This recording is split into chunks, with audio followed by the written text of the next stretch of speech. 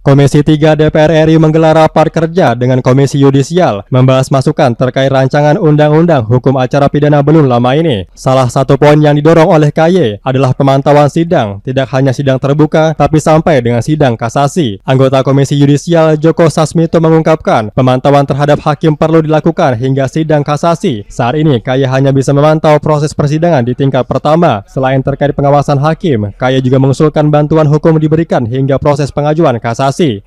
Terutama misalnya pemantauan.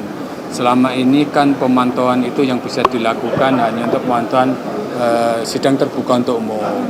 Kita berharap nanti ke depan di dalam KUHP yang terbaru tidak hanya bisa dibantu untuk sidang terbuka untuk umum. Kalau bisa sidang tertutup itu kan merupakan kewenangan dari Komisi Yudisial.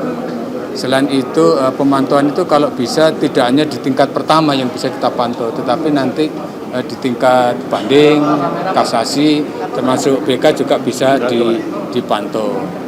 Selain itu juga membantu tentang penasihat hukum ya bagi terdakwa, mungkin tersangka dan sebagainya. Selama ini yang sudah diatur kan bantuan tentang penasihat hukum itu untuk tersangka, terdakwa hanya pada tingkat pertama dan banding. Padahal itu kan nanti ada upaya hukum lebih lanjut misalnya kasasi.